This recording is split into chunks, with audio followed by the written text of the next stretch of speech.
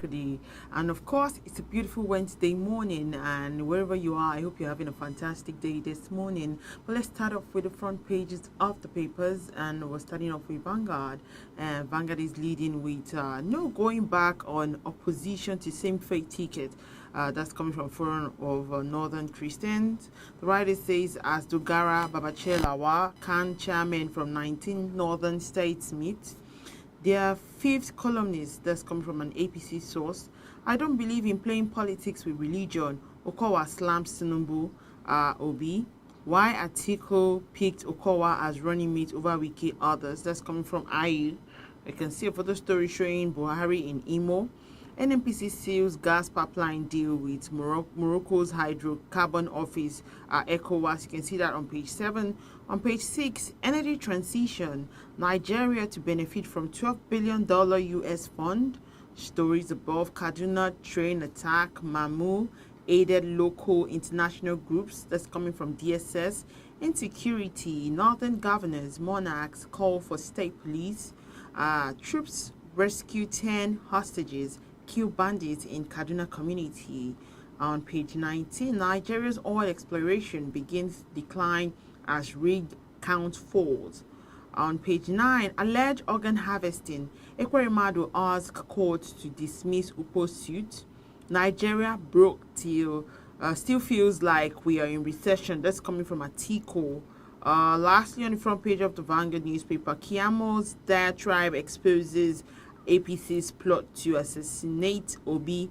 That's coming from Labour Party. All right, let's take a look at the Nation newspaper. The Nation is leading with Buhari. We've done well with available resources. The writer says, Ohaneze restates commitment to Nigeria. Igbo leaders seek equity. Stories above. Tuko Mamu is a terror financier. DSS tells court. Insecurity, Ondo bans night clubbing. Oyo government, okay, 778 million naira to kit.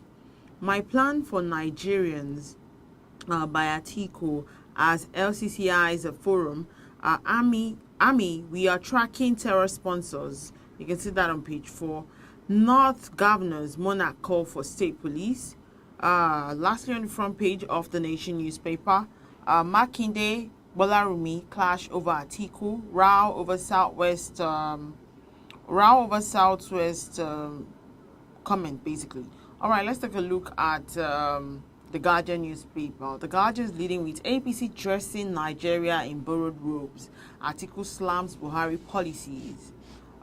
We have the writer says vow to earmark $20 billion for Nigeria's infrastructure financing if elected. Presidential candidates accuse LCCI of bias over non-invitation to parley. ATIKU, I have never seen Lagos so mobilized for PDP. Amid resignation calls, IU jet out of Nigeria. Dogara Babachia continue agitation against APC Muslim tickets. Meets 19 Northern CAN chairman. Hot gale of defection from APC. Former aspirant begs Tinubu. We can also see photo story showing Owerri streets deserted as Buhari commissions projects in Imo. You can see that on page 6. Kenya's Ruto sworn in as Osibajo Lord's democracy in Africa. Stories above. NNPC seals gas pipeline project agreement with Morocco ECOWAS. ADC's participation in 2023 polls doubtful as INEC rejects caretaker committee. Northern governors monarch meets canvass state police to contain insecurity. DSS accuses Toko Mamu of aiding, abetting local international terrorist organization. All right, let's move away to the Punch newspaper. The Punch is leading with ATIKU Kowa rubbish ABC over Muslim ticket economy. The writer says unemployment rose by 54% to 68 million. Nigerians poorer under Buhari. Muslim ticket dangerous for troubled nation like Nigeria. Okowa tells APC. Northern CAN restates opposition to same-faith pickets. I have done well, Buhari says. We can see a photo story showing strike. Motorists stranded as students block Lagos Ibadan Expressway. Police get 431 petition over cops misconduct. Ogun King Torso claims 3 live houses burnt. Senate begins oil theft. Senate begins oil theft probe in Niger Delta. Our stories above: Angola, Libya overtake Nigeria in crude production. That's coming from OPEC. Tinubu healthy. APC tells Obi the Christ defection. On page 21, Senate minister disagree over 12 trillion naira budget deficit. On page 10, VP slot, Okowa most qualified, IE tells critics. And lastly, on the front page of the Punch newspaper, my life under threat over Queen Elizabeth's tweets. And that's coming from the Prof. And that's all we can take on the front pages of the papers. Join us after the break. We'll be right back.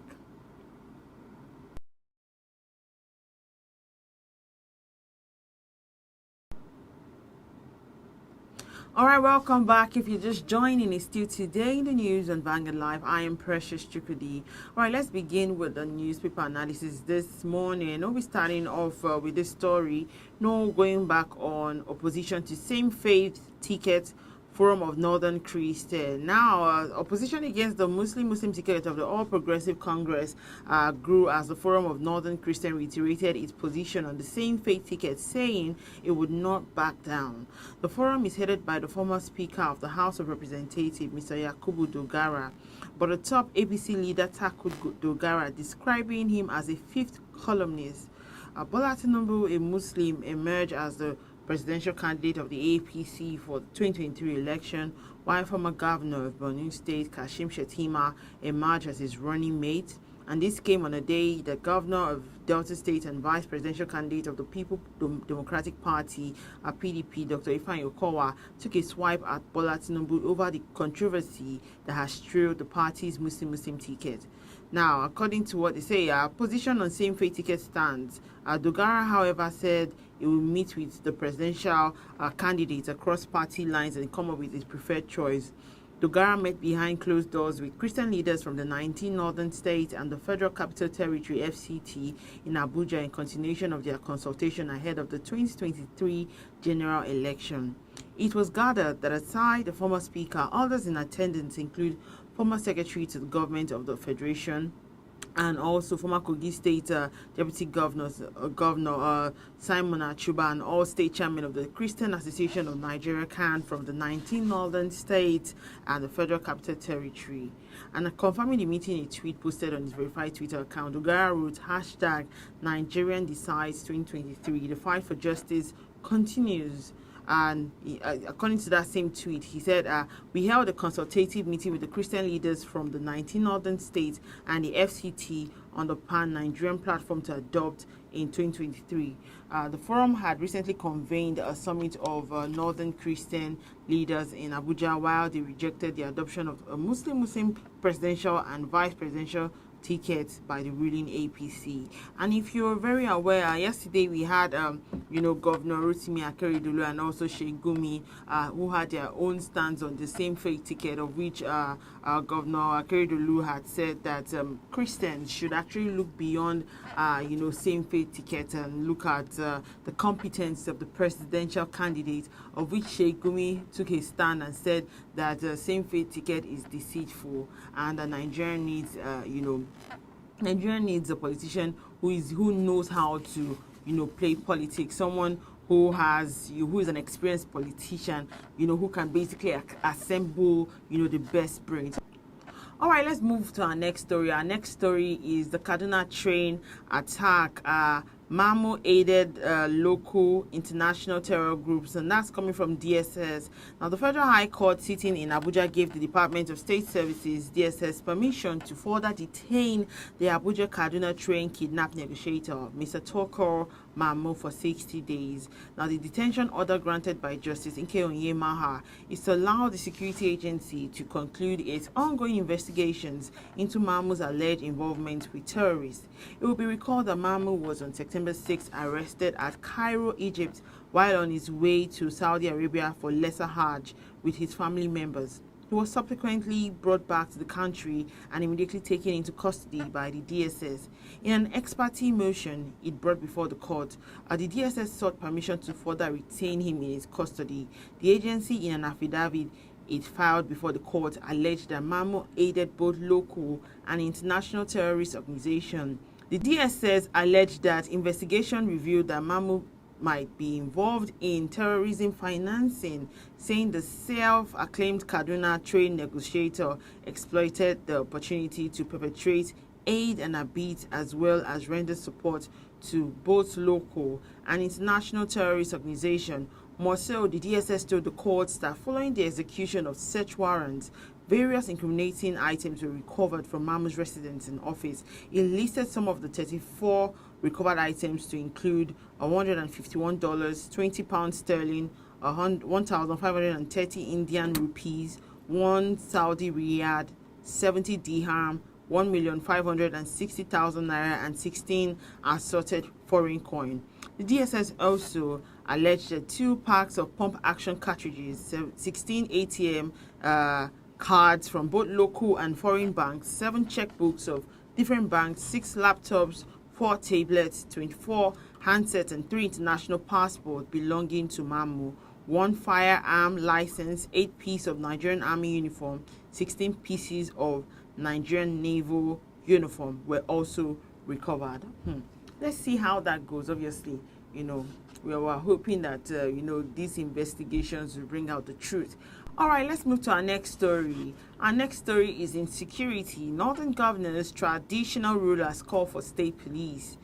Now, governors of the 19 northern states under the aegis of the Northern Governors Forum, NGF, has called for the immediate establishment of state police in order to address the continued insecurity challenges in the country, with kidnapping, massive killing, and wanton destruction of property.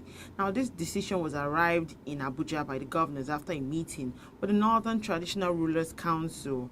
The traditional rulers also agreed with the governors on the need to create state police if insecurity challenges in the northern region and the nation at large must be nipped in the bud.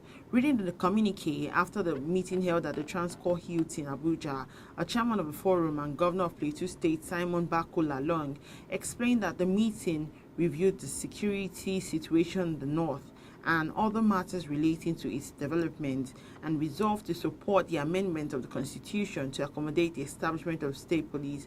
According to him, this would effectively and efficiently address the security challenges of the region. The forum also reiterated its commitment to the development of solar energy in view of the comparative advantage of abundant sunshine in the region. The governors and traditional rulers also unanimously resolved that 2,000 megawatts of solar power be harvested across 19 states and FCT with a view to harnessing the huge potential of power from solar. It's not today we've been hearing about state police. We hope that they can eventually implement it because, maybe this would also help to deal with our security challenges. All right, next story is Nigeria broke, still feels like we're in recession, and that's from PDP presidential candidate ATIKU. ATIKU said Nigeria was currently being dressed in the borrowed robes, adding that he would improve Nigeria's economy with a warm handshake for the private sector. I recall that Nigeria's current debt, local and foreign standards, 41 trillion naira, with the nation spending a greater chunk of its revenue to service debt. ATIKU said that the All Progressive Congress-led government has distorted the economy since 2015, adding that basic commodities are now beyond the reach of ordinary Nigerians. The PDP standard bearer, who spoke at the Presidential Economic Agenda Forum of the Lagos Chamber of Commerce and Industry (LCCI), said Nigeria is being dressed in borrowed robes. APC has consistently run on a budget deficit since 2015, above 3% permissible threshold under FRA, and more if you can add CBN and AMCON debt in ways and means. On his plans for economy, Abubakar said he will pursue a warm handshake policy for the private sector. He said, "We will ensure we give a warm handshake to the private sector. They are important for any sector or economy to succeed. I enjoy making people rich. I feel fulfilled when I make opportunities for others." Abubakar said the country's economy was bleak and our challenge is daunting. No one would downplay the economicity of the task ahead. Indeed, I cannot think of a more daunting challenge than restoring confidence in the future of Nigeria as a dynamic economy and stable democracy. And that's all we can take this morning on our stories. All right, let's take Mr. and Mrs. before we go. And Mr. and Mrs.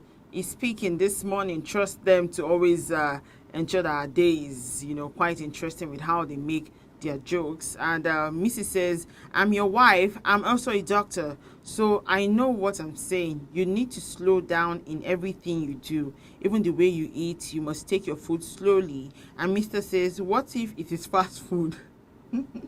I mean, they say we are in the jet age and everything we do is like fast food, fast money, fast cars, fast pop. In all of all these things, you really need to take it slow because, you know, even when you eat too fast, it can affect your metabolism.